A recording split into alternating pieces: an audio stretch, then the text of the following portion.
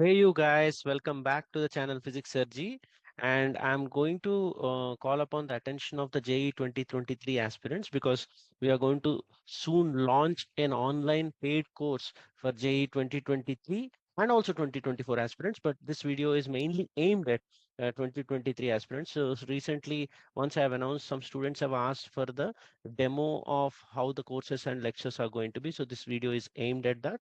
So we are going to deal with how to visualize beats. I'll take up a quick theory of the beats and also a common misconception about the three source beats problem, often given with a wrong solution in books. So we'll look at that. So before we move into the video, I would like you to ensure, because it's going to be slightly longer and therefore enriching video, you might forget by the end of the video to like the video. So if you have already followed the content on this channel, which is a foolproof and enriching one, so please do like the video. It goes a long way in motivating me to put up more such videos in the future. Okay, so as I said, there is another channel that I have launched recently. So it's a Hindi version of it for students who are comfortable in Hindi. Okay, so please find the link of the channel in the description below, or you can go to the homepage of this channel and scroll down. You'll find the link of this Hindi channel. So please do subscribe to the channel so you'll find more new content there. Okay, so regarding the upcoming video now, it's actually an old experimental video, right? Because I am busy with the development of the online course, I couldn't do a new video. So there were some experimental videos that I have done last year, which I didn't upload on this channel. So, but they are in depth and very enriching in concept. So I'm going to share that video right now once this voiceover is done. So it is to provide the taste of the subject depth for the 2023 online course to be launched. Don't think this is the video from that particular course. So this is already, I'm telling you, a 1 year old video.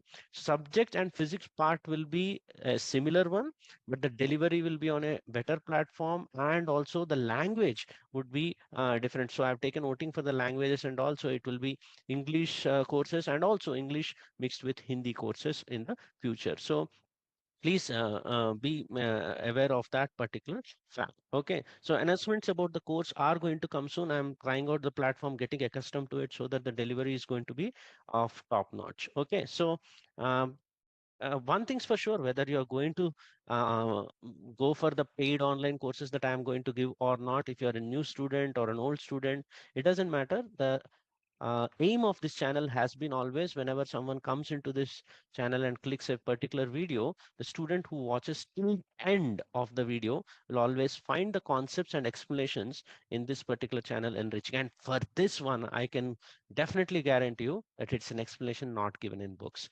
Okay, so let's time travel a bit and meet Mr. Janardhan sir from 2021 recording this video, and try to encourage him from what he's trying to say. Okay, so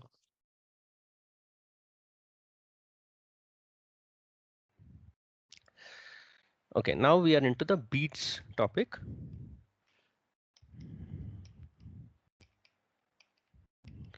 Right. We'll start off with the basics of two sources producing beats, and then we'll move on to the multiple sources. Okay, so why one can call the phenomena of beats as interference in time?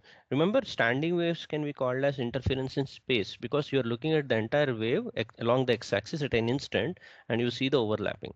Whereas in beats, two sounds which are of frequency very slightly away from each other, they fall on a human ear, which is fixed in position. That means you're fixing position and you're listening to these interferences over time. So that's why the beats phenomena is called interference in time, and standing wave formation that we did in the last lecture is supposedly called interference in space. That's the prime difference. Does the phenomena of beat happen only when the frequency difference between the sources is less than 10 hertz? This is a very trick question. Okay, does it happen only when it is less than 10 hertz? No, it happens for every frequency. It's just that humans can only hear when it happens for less than 10 hertz. Okay, so that's the idea. It happens for higher frequencies also, but human ear is not equipped to notice the beats which are more than 10 hertz. Okay, we have something called as persistence of hearing. So this is the formal answer. In the phenomena of beats, for the first question, the waves reaching a stationary receiver like a diaphragm or eardrum, etc., will have intensity variations at the position of receiver as time progresses. Okay, so you keep the position fixed and change time. Thus, the phenomena of beats can comfortably considered as the interference in time. Whereas for the second question, right, answer is obviously a resounding no, because the frequency or the phenomena of beats occurs even if the frequency is more than 10 hertz. That means the difference of the frequencies.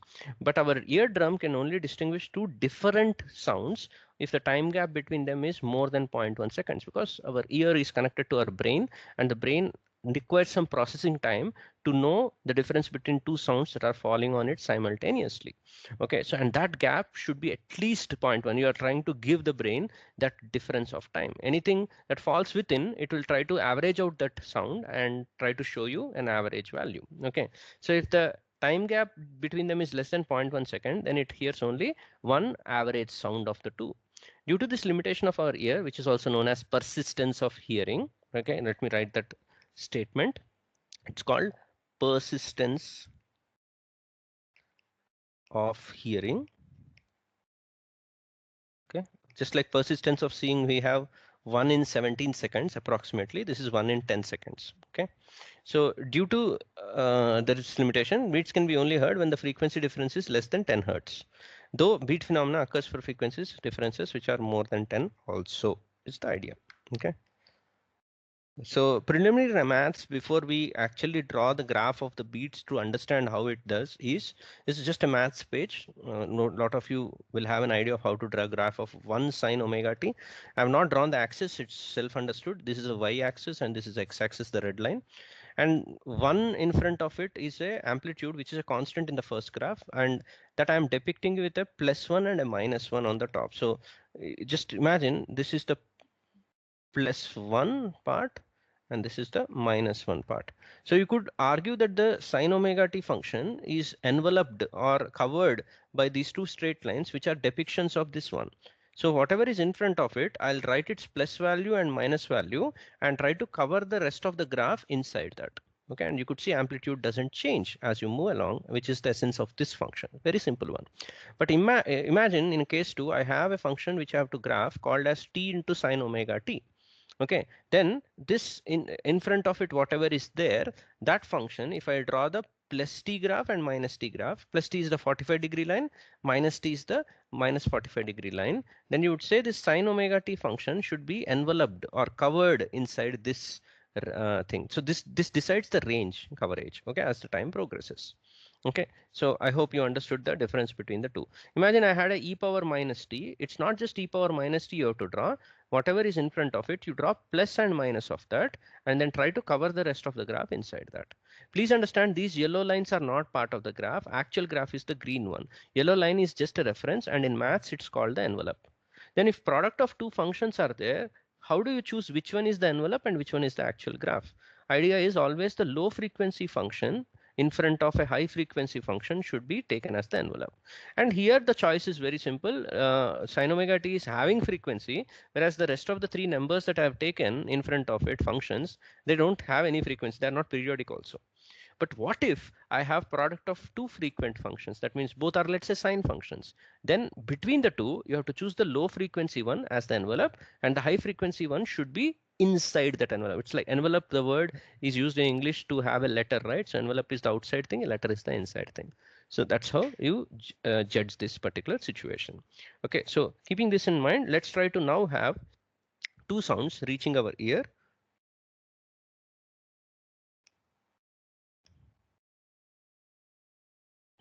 Okay, right. So the idea is, imagine there are two sounds which are reaching here, and these two sounds are slightly apart from each other simultaneously. Okay, so what actually happens when they simultaneously reach is this constructive and destructive points are slightly away from each other. So instead of overlapping on to each other, they produce consecutive maxima and minima, which our ear will hear. Okay, that's the basic idea by which the beats would be heard. Now, if I want to show that on maths page, then it's as good as saying This one is a cos omega 1t, x equal to 0. I have already substituted. The ear is not changing its position. So minus kx, x is 0 for me. So it's only time variations. Okay, right. And the second one I'm writing as, let's say, a cos omega 2t. Then cos a plus cos b, I can write it as cos of a plus b by 2 and cos of a minus b by 2. And let's say after doing a plus b part, then that is the omega high function, and omega low function is the subtraction of the two. That's what I've written here. Can you see that? Right. Then how do you draw the graph of the product of these two? Between these two, you will take the low function, which is this cos blue one. Can you see omega lt? Draw that as an envelope on both sides. He didn't draw it on the other side, but just imagine the plus graph and minus graph of that. Right. And it is a low frequency because it's taking a very lazy time to actually cross to zeros. Whereas this omega high function, whatever is there in front of it, that one you try to envelope it inside. Okay, so this red colored thing is what your ear will hear. And just try to understand, imagine I have, for an example, on the left bottom of your screen, there is a 100 hertz and 110 hertz falling on your ear. Okay, what happens with 100 hertz is something very interesting. Let me zoom this one. So if only 100 hertz falls onto your ear, technically speaking, you should hear, let's say this is 0 second point. Okay, and this is the 1 second point. Between 0 seconds and 1 seconds, you should have heard somewhere around 200 zeros. Any frequency of 100 means between in 1 second it goes to 0 200 times. That means in 1 second 200 highs and lows should have been heard by your ear. But that is a problem, right? That means each high and low gap is 1 by 200, which is not processed by our brain. So instead of showing you those variations, it actually averages the sound, and maybe somewhere around some line, let's say that this is the average value, and brain will process this average value. Okay, it's a power of something. So it's like this point falls on your brain, and by the time brain processes that, this graph goes and goes down to this point, again brain process. So brain thinks it came from here and next here only. So instead of showing you this variation, our brain actually shows a straight line. Same thing happens with 110 also. If individually 110 falls on your ear, it will show a constant line. But imagine these two combinedly fall, the maths tells you that what is falling on your ear is this. Okay, so instead of going along a straight line, now your brain jumps along the curve like this. It will not show all these zeros anyways. These are again very close to each other, remember. Okay, but you could see if it wants to go along the peak, here all the peaks are identical. Here the peaks are not identical. Can you see that? So brain goes along a curve path like this. Something like this it will do almost. And you could see that's what it will process. So you're actually cheating the brain into thinking that it is listening to a low frequency sound, and which means the gap between the two peaks, whatever the gap between the two peaks, can be considered as the beat period. Here he has drawn the gap between the two lows. I can also draw the gap between the two highs. Okay, so this is the gap with which the beat period will be calculated. So this is the beat period. Okay, right. Now, what is the value of that beat period? Now, just imagine the actual envelope that you are having, whatever that low frequency function was this one, right? Imagine I use a blue color to show that actual frequency, this thing. So it was something like this, no? This was the actual frequency. This was the envelope function. This envelope function had a frequency value of f1 minus f2 divided by 2, if you remember. Okay, and which means the time duration between this point to this point. Remember this entire thing, this is the crust of that, this is the crust of that. So crust to crust distance, the time duration would be equivalent to this gap, would be equivalent to the reverse of that frequency. How much was 2 divided f1 minus f2 by 2 is reverse? This would be 2 divided by f1 minus f2. If this gap is 2 divided by f1 minus f2, this peak to peak, remember, you always hear amplitude squares. Okay, so that's why I didn't take from here to here as the beat. This itself will be, the trough also will be heard as a maxima. Okay, so this beat period is exactly half of this. So the value of the beat period comes out to be 1 divided by f1 minus f2. If the period of the beat is 1 by f1 minus f2, then the beat frequency has to be remembered by you as f1 minus f2. Okay, that's how you derive the formula for the beat frequency, and you remember that so that you can solve the problems quickly. Okay, that's the whole idea. I hope you understood what I told. Okay, right. And always remember, whatever the amplitude of the envelope is there, its square is supposed to be done. Remember, from this point to this point is the time period of the amplitude, but what you hear is the amplitude square. So the valley also should be drawn as the peak, because the intensity is related to a square, and you listen to power and intensities, not the amplitudes. Okay, that's why it is low function divided by 2, f low divided by 2, which is f1 minus f2. Okay, next. So once you understand that, before we solve a problem, I would like you to hear some beats. So let me share some website in which you can produce beats. But better way would have been to have tuning forks and demonstrate it in your class. But since this is a virtual class, we'll try our best to simulate a tuning fork. Why tuning fork, you might ask? Tuning fork is an instrument which can produce a single frequency tone. Okay, so let me include the computer sound. I hope it works. So here we go to a website which is an online tone generator. I hope you can see this. And this will start playing some sounds. Uh, so in case you are sensitive in your ear, I would request you to lower the volume appropriately to what you can. Okay, right.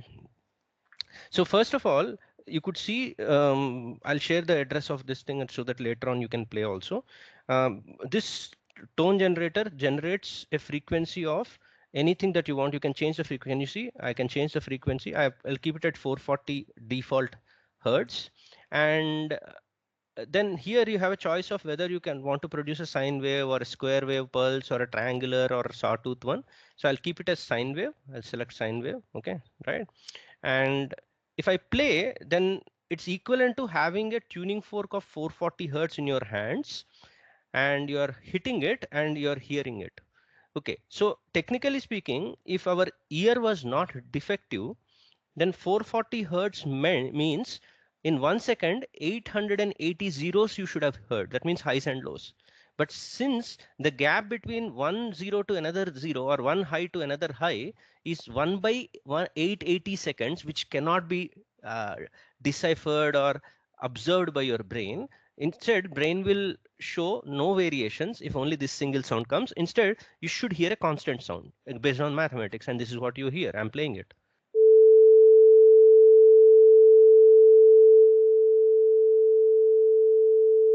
Okay, so I've stopped it. Then if I try to open, let's make it even smaller, it's too high.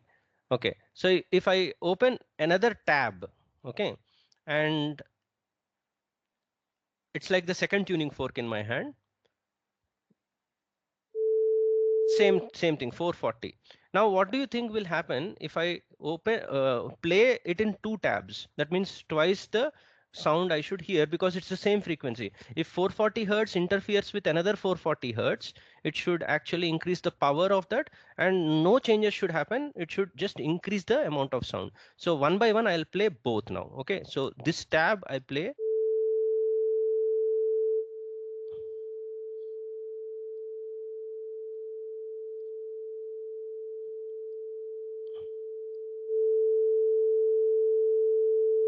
You could see that, right? It's increasing the sound. Even the volume I should have kept at the same level, right? So that's how it is. Then what happens if in one tab I play 440 and in another tab I play 441 hertz?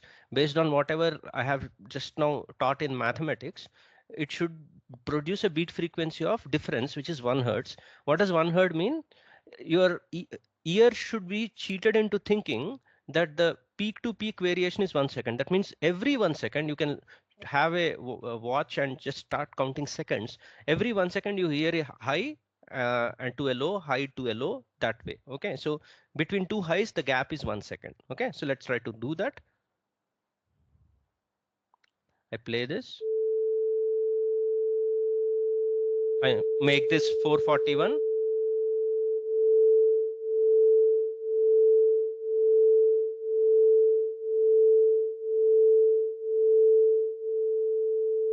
So you could see that there is a ups and downs of 1 second. And if I now make it 440 and 442, it should be 2 hertz. What does 2 hertz translate to? In 1 second, you should hear 2 beats. Okay, that means the beat should become faster. Okay, more frequent. We are going ahead.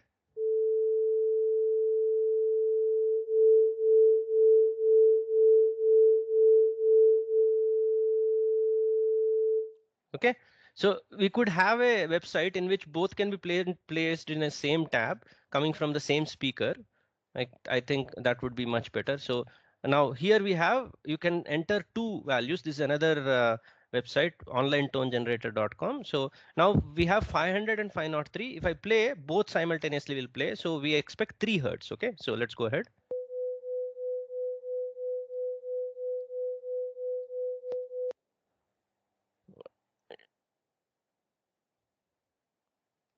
This website, yeah, I need to type and then play. Now.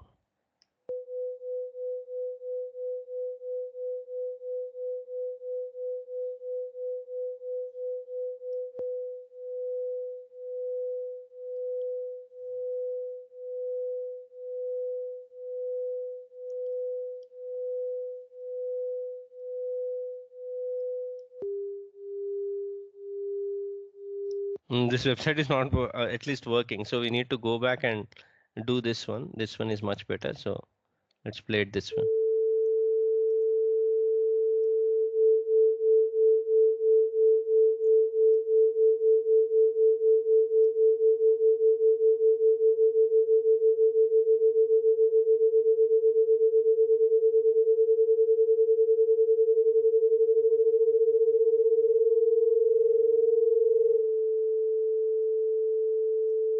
So even you could see our ear can actually go ahead and 440 and 460 also. You're able to hear some gaps, okay, but it's not as prominent as what you could hear in the context of the less than 10 hertz. Okay, so that's why different people have different ear deficiencies, just like the eye has different values. So when someone says less than 10 hertz, it means distinctively you can make out that there are 10 in 1 second. So you can still make out, but once it goes beyond, then it becomes tougher. Now we'll come to three sources being sounded together. This was one of the AIEEE questions previous. Only once they have asked two during our time when I was a student. So I don't remember, it was somewhere around 2002, 3 or something like that. Calculate the number of beats noted per second. Okay, so how to solve three frequency problems? And I have seen some of the textbooks give a wrong solution for this. So let me present the wrong solution also to you. So on the left hand side, you have the wrong solution. I don't have time to go through it. So the mistake that they'll make here is that they'll think that beats mean always the global maxima. Need not be a global maxima. So I'll do it in two methods. Okay, first one, we'll try to use the entire mathematics in the same way. Good thing that I observe here is that the three frequencies are in arithmetic progression with this as the mean. So I'll take 401 in my context as f. Therefore, this would be f minus 1 and this would be f plus 1. So that's what I'm writing here. So if pressure pulse I'm writing and I'm taking P naught as the common amplitude, which I would possibly assume, and then this is 2 pi into f minus 1t and this is 2 pi ft and this is 2 pi into f plus 1t.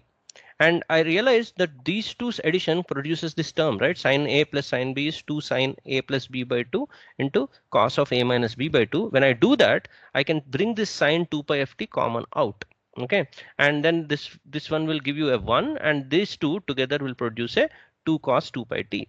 And you could see this is a product of two periodic functions. With this as a high frequency, you could see the frequency of this is still f, very high. And whereas this one, the frequency is just 1 hertz. 2 pi t means what is the frequency of this term? This would be 1 hertz. So you are going ahead with 1 hertz as the low frequency, which is the envelope. and this is the 400 hertz, which is the high frequency. So first of all, this yellow curve, we'll try to draw the envelope. Okay, so 1 hertz means it should repeat after 1 second. So within 1 second, the shape of this graph would be like this. Highest is 3 and the lowest value of this is -1. You could see that. But when you are drawing the envelope, whatever you draw, you should draw the negative of that also. Then it will create a closed curve within which you have to draw the highly frequent outside green one. So imagine I attempt, okay, it's very difficult because if I'm so good, then what I should do is this frequency is 400, no? Between 0 to 1, I should draw the curve in such a way that I can draw 800 zeros. Okay, so which is impossible for a human to do. So we needed to take help of a computer for that. So I'll show you how it could be. Right, it should look like this, very, very frequent. So on and so forth. I mean, I imagine I've drawn many. Okay, so and then this goes into this, and then this goes into it, so being very reckless while drawing. Like this, and then it will this chocolate looking thing will repeat itself, right? So people generally think whatever is repeating, so from here to here the time period looks like 1 second. Time period looks like 1 second, therefore the beat frequency is gap between these two, which is 1 hertz. That's what he has done here, which is wrong. When this one falls on your eardrum, you hear a high here and then low, and then this middle one, which is a local maxima, is also considered as a beat. Okay, so this is the beat 1 and this is the beat 2. You don't count this one as beat 3 because this has to be counted in the next cycle. So how many beats did you hear? Whenever someone says beat frequency, all the beats need not be of the same size. This would be a higher beat and this would be a lower beat, but you should still count them as beats. So how many beats did you hear? 2 beats per second. Someone asks you, what is the amplitude function time period? It is still 1 second. Mathematics repetition time period is still 1 second, but the beats would be 2 seconds. Whereas in two sound sources problem, the previous one, this and this were equal. The amplitude time variation and the beat time variation were equal to each other, whereas here you should not say the same thing. So the answer to this AIEEE question was at that time also given as 2 and not 1. Okay, right. And there is a thumb rule that you can use, which I'll discuss. You cannot prove it. For any higher number frequency, higher number more than 2 sources, the answer is always the highest difference between any two. That is method 2. So if 101, 103 and 106 are given, you cannot use the maths function that I wrote. The reason, because these are not in AP. If they're not in AP, then only way is you have to draw computer graphs, which I tried. I took a simulation from the internet. So 101, 103 and 106, if you combine them and I try to draw that thing, this would be the envelope. You could see envelope on the negative side also, right? And no zeros are heard. Even the minima has some values here. Okay. And you could see the time scale 0 here, 1 second here. Between 0 to 1 second, don't count 1 again. 1 will be counted in the next cycle. You could see the number of beats are 1 here, 2, all local maxima, 3, 4 and 5. That's it. This will be next time again 1, 2, 3, 4 and 5. So within 1 second, how many beats did you heard? Not of the same size, but they are still, your ear will hear a up sound and then low sound, then up sound. Up to up is called 1 beat. Then this up to this up is called 1 beat. Okay, your ear will be able to distinguish that high and low. Okay, so there is a language that they use. High is called wax and low is called wane. This is a physics language. Waxing and waning of sound is called a beat.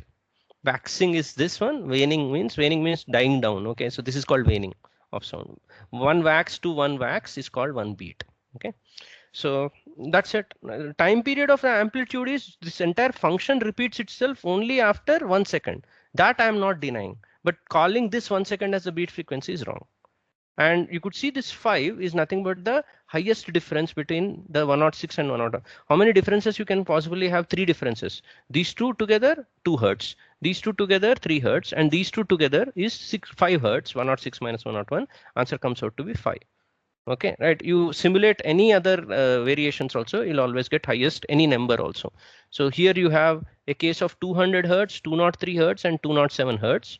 Pairwise frequencies are 3, 4, and 7. and highest difference is 7. Therefore, the answer should be 7. And you could see within 0 to 1 second, this is 0 seconds, this is 1 second, you can count.